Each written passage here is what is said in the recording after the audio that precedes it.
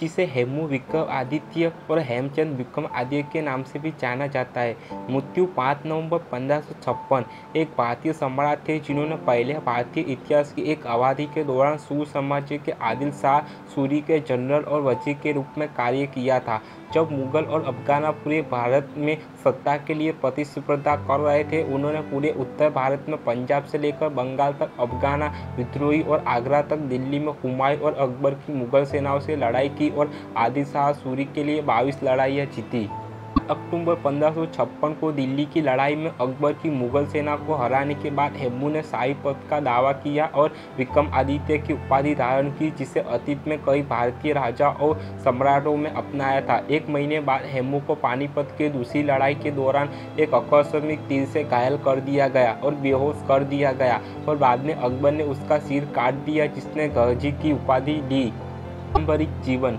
हेमू के पारंपरिक जीवन की संरक्षित वीरता उनकी विनम्र पृष्ठभूमि के कारण खंडित है और अक्सर पश्चातापूर्ण है, क्योंकि वे बदाऊजी और अबू फजल जैसे मुगल इतिहासकारों द्वारा लिखे गए थे, जो अकबर के दरबार में कार्यरत थे। आधुनिक इतिहासकारों में उनके परिवार के पैतृक घर और जाति और उनके जन्म के स्थान और वर्ष पर मतभेद है। आमतौर पर जो स्वीकार किया जाता है वह यह है कि उनका जन्म सीमित साधनों वाले एक हिंदू परिवार में हुआ था और उन्होंने अपना बचपन दिल्ली के दक्षिण पश्चिम में रेवड़ी शहर में बिताया। आधुनिक शोध इस बात की पुष्टि करते हैं कि हेमू का जन्म राजस्थान के गौर ब्राह्मण राय पुराण भागवत के यहाँ हुआ था, जो राजस्थान के अलवर जिले के माचेरी गाँव में सत की उपाधि प्राप्त करने के बाद पुराण दास बन गया। अपने परिवार के आर्थिक स्थिति के कारण हेमू ने कम उम्र में ही नमक के व्यापारी के रूप में काम करना शुरू कर दिया। को शुरुआती करियर का विवरण अस्पष्ट है और इसमें बहुत अधिक अटकलें शामिल है।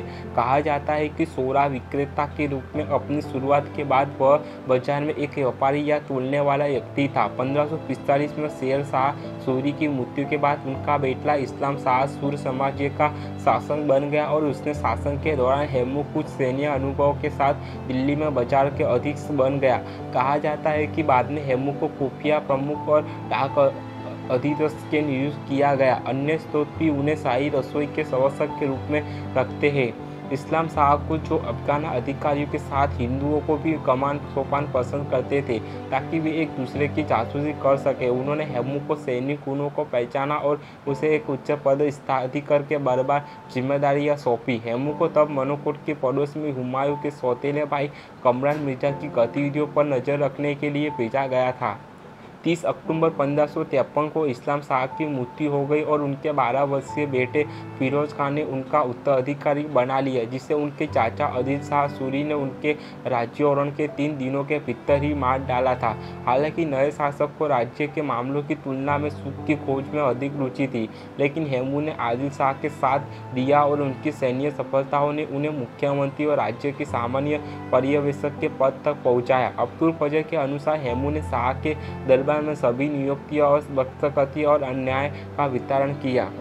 एक आध्यात्मिक सक्षम नागरिक प्रशासक होने के अलावा शेर शाह सूरी के निधन के बाद अफगाना पक्ष में बेहतरीन सैन्य दिमाग भी थे। उन्हें आदिल शाह के विरोधियों के खिलाफ 22 लड़ाइयाँ लड़ने और जीतने के लिए जाना जाता है। इनमें से कई लड़ाइयाँ उन अफगानों के खिलाफ थी जिन्होंने आदिल शाह के खिलाफ विद्रोह किया था। इनमें से एक इस्लाम शाह के दरबार का सदस्य ताज खान करानी था, जिसने आदिल शाह की सेवा करने के बजाय अपने अनुयायियों के साथ ग्वालियर से पूर्व की ओर भागने का फैसला किया। छिमराऊ ने हेमू ने उसे पकड़ लिया और हरा दिया, लेकिन किसी तरह भागने में सफल रहा और चुनर की ओर जाते हुए उसने लूटपाट की। हेमू ने फिर से पीछा किया और चुनर में करानी से लड़ाई की और एक बार फिर विजयी हुआ। हालांकि छिमराऊ की तरह करानी ने उन्हें फिर से मौका दे दिया। हेमू ने आदिल शाह से जो उसके साथ चुनर में रहने के लिए कहा और करानी का बंगाल तक का पीछा करने के लिए आगे बढ़ा। 23 जुलाई 1555 को आदिल शाह को बनोई सिकंदर शाह सूरी पर हुमायूं की जीत के बाद मुगलों ने अंत दिल्ली और आगरा पर कब्जा कर लिया। 26 जनवरी 1556 को जब हुमायूं की मृत्यु हुई तब हेमू बंगाल में थे। उनकी मृत्यु ने हेमू को मुगलों को हराने का एक आदर्श अवसर दिया। उन्होंने बंगाल से तेजी से मोर्चा शुरू किया और बाइना, इटावा, संभाल, कालापी और नारायणवाला से मुगलों को खदेड़ दिया। आगरा में हेमू के आक्रमण की खबर सुनकर गवर्नर ने शहर खाली कर दिया और बिना लड़े भाग गया। इसके तुरंत बाद हेमू की सबसे उल्लेखनीय जीत तुगलकाबाद में मुगलों के खिलाफ हुई। तारदी बेग खान, जो दिल्ली से अकबर का गवर्नर था, ने जलधारा में डेरा डाले अपने कक्काओं को लिखा कि हेमू ने आगरा पर कब्जा कर लिया है और राजधानी दिल्ली पर हमला करने का इरादा रखता है, जिससे सर्दीकरण के बिना बचाव नहीं किया जा सकता है। जबकि सिकंदर शाह सूरी की झुंझारू उपस्थिति के कारण मुख्य सेना को बचाया नहीं जा सकता। अकबर के शासन के बैराम खान ने स्थिति की गंभीरता को समझते हुए अपने सबसे सक्षम लेफ्टिनेंट पीर मोहम्मद सरवानी को दिल्ली भेजा। इस बीच तारदी बेग खान ने भी आसपास के सभी मुगल सरदारों को दिल्ली में अपनी सेनाएं इकट्ठा करने का आदेश दिया था। एक युद्ध परिषद बुलाई गई जहां यह निर्णय लिया गया कि मुगल खड़े होंगे और हेमू से लड़ेंगे और तदनुसार योजना बनाएंगे। जीतने के बाद हेमू, जो शहर के गवर्नर की खोज में निकला था, दिल्ली के ठीक बाहर एक गांव तुगलकाबाद में पहुंचा, जहां वह तारदी बेग खान की सेना में भाग गया। मुगलों की संख्या कम होने के बावजूद उन्होंने हेमू की सेना के खिलाफ वीरतापूर्वक लड़ाई लड़ी, जिसमें बदायूं के अनुसार 1000 युद्ध हाथी, 50,000 लाख घोड़ासवार सेना, 51 तोपें और 500 बज शामिल थे। जदूनत सरकार ने युद्ध का वर्णन इस प्रकार किया है।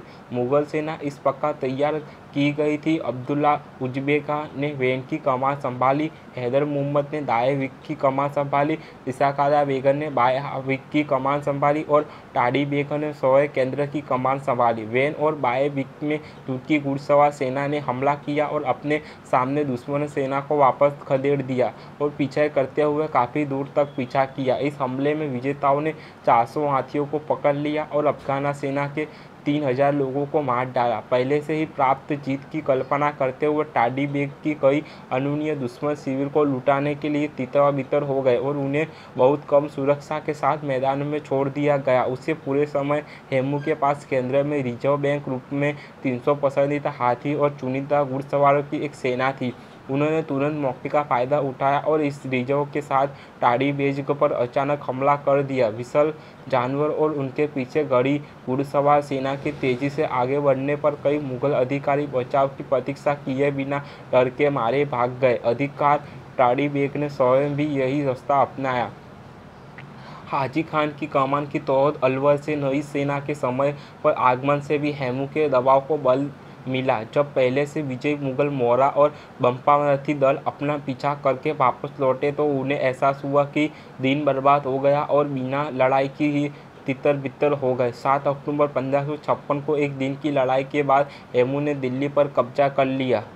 दिल्ली पर कब्जा करने के बाद हेमू ने शाही स्थिति का दावा किया और विक्रमादित्य की उपाधि धारण की, जो भारत के प्राचीन अतीत में कई हिंदू राजाओं और सम्राटों द्वारा इस्तेमाल की जाने वाली उपाधि थी। हालांकि यह क्या दर्शाता है, इतिहासकारों के बीच अटकल विषय है। सतीश चंद्र जैसे इतिहासकार यह नहीं मानते कि इसका तात्पर्य यह है कि हेमू ने खुद को एक स्वतंत्र सम्राट घोषित कर दिया था। उनका तर्क यह है कि एक तो उस समय के मुगल लेखकों में से कोई भी अपने इतिहास में स्पष्ट रूप से ऐसा नहीं कहता है। अकबरनामा में अब्दुल फजल लिखता है कि तुगलकाबाद में हेमू की जीत के बाद सब पर प्रभुता की महत्वाकांक्षा उसके भीतर हिलोरे ले रही थी। बदायूं के अनुसार हेमू ने हिंदुस्तान के एक महान राजा की तरह विक्रमजीत की उपाधि धारणा की। निजामुद्दीन अहमद नामक एक अन्य समकालीन इतिहासकार ने केवल इतना कहा है कि हेमू ने उक्त उपाधि धारणा की थी, लेकिन इससे अधिक कुछ भी कहने से बचते हैं। दूसरा, यह एक गलत सलाह वाला कदम होता क्योंकि हेमू का सैन्य बल लगभग पूरी तरह से अफगानों से बना था।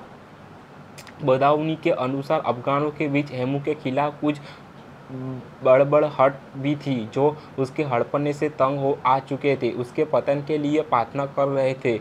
अन्य इतिहासकार हेमू के दावे को आदिल शाह की सत्ता का जुआ उत्तराधिकार खुद को एक स्वतंत्र शासक के रूप में स्थापित करने का प्रयास बता रहे थे।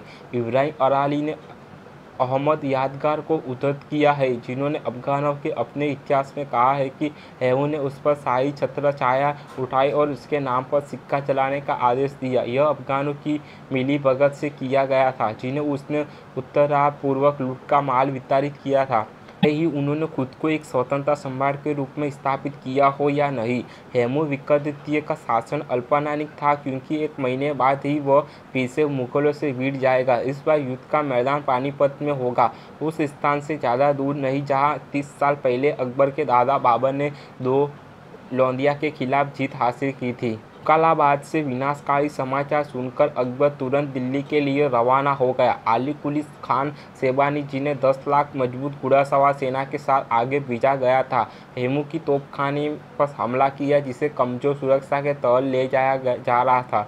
वह आसानी से तोपखाने की पूरी ट्रेन पर कब्जा करने में सक्षम रहा। यहाँ हेमू के लिए एक महंगा नुकसान साबित होगा। 5 नवंबर 1556 को मुगल सेना का मुकाबला पानीपत के ऐतिहासिक युद्ध क्षेत्र के हेमू की सेना से हुआ। अकबर और बैरम खान युद्ध के मैदान से 8 मील दूर पीछे की ओर रुके थे। मुगल सेना का नेतृत्व केंद्र में अली कुली खान शेबानी ने किया था। दाई और सिकंदर खान उज़्ज़ाबक खान और बाई और अब्दुल्ला खान उज़्ज़बक थे, और मोहरा का नेतृत्व हुसैन कुली बेग और शाह कुली महरम ने किया था। हेमू ने हवाई नामक हाथी पर सवार होकर अपनी सेना का नेतृत्व स्वयं युद्ध में किया। उनके बाएं का नेतृत्व उनकी बहन के बेटे रंभिया ने किया और दाएं का नेतृत्व सादिक का खान कक्कड़ ने किया। यह एक कठिन लड़ाई थी, लेकिन फायदा हेमू के पक्ष में जुट गया। मुगल सेना के दोनों अंगों को पीछे धकेल दिया गया था, और हेमू ने उनके केंद्र को कुचलने के लिए युद्ध हाथिया और घुड़सवार सेना की अपनी टुकड़ी को आगे बढ़ाया। हेमू जीत के शिखर पर थे जब मुगल तीर से उनकी आंखें में चोट लग गई और वे बेहोश होकर गिर पड़े। इससे उनकी सेना में भगदड़ मच गई और सेना टूटकर भाग गई। युद्ध हार गया। 50,000 लोग युद्ध मैदान में मर गए और बहुत से लोग भागते समय मारे गए। हेमू को ले जा रहे हाथी को पकड़ लिया गया और मुगल शिविर में ले जाया गया। बैरम खान ने 13 वर्षीय अकबर से हेमू का सिर काटने को कहा। अकबर के बाद दरबारी अब्दुल फजल इब्रान मुबारक के अनुसार उसने एक मृत व्यक्ति के पास तलवार ले जाने से इनकार कर दिया था। हालांकि यह समकालीन इतिहासकार मोहम्मद अरीब कंधारी द्वारा प्रमाणित नहीं है, जिन्होंने तारीख-ए-अकबरी की रचना की थी, जिसमें कहा गया है कि अकबर ने बैरम खान की सलाह का पालन किया और खुद हेमू का सिर काट दिया और गाजी की उपाधि ली। अकबर द्वारा हेमू का सिर काटने से इनकार करने का विवरण संभवतः उसके दरबारियों का बाद का आविष्कार है। हेमू का सिर काबुल भेज दिया गया, जबकि उसका शरीर दिल्ली के एक द्वार पर लटका दिया गया। बाद में अन्य मृतकों के सिरों के एक मीनार का निर्माण किया गया। का परिवार जो मचारी में रहता था, उनको मुगल को अधिकारी पीर मोहम्मद ने पकड़ लिया था, जिसने पानीपत में लड़ाई लड़ी थी। पीर मोहम्मद ने हेमू के बुजुर्ग पिता को इस्लाम अपनाने पर उनकी जान बख्शने की पेशकश की। जब बूढ़े ने इनकार कर दिया तो उसे मार डाला गया। हालांकि हेमू की पत्नी भागने में सफल रही। हेमू के निधन के साथ आदिल शाह की किस्मत भी खराब हो गई। अप्रैल 1557 में बगल के मोहम्मद शाह के बेटे खिरीज खान से उसे हरा दिया और मार डाला। पानीपत की लड़ाई में लूटे गए माल में हेमू के 120 युद्ध हाथी शामिल थे, जिनके विनाशकारी विनाश ने मुगलों को इतना प्रभावित किया कि जानवर जल्द ही उनकी सैन्य रणनीतियों का एक अभिन्न अंग बन गया। रेवाड़ी में अपनी साधारण शुरुआत से लेकर राजा विक्रमादित्य की शाही उपाधि ग्रहण करने तक हेमू का उत्पादन इतिहास में एक उल्लेखनीय मोड़ माना जाता है। लेकिन यदि हेमू विक्रमादित्य उस युद्ध में भटके हुए तीर के साथ नहीं होते जहां वह मजबूत स्थितियों में थे, तो उस क्षेत्र में सांस्कृतिक राजशाही परंपरा की बहाली कर सकते थे, जो सदियों से मुस्लिम शासन के अधीन था।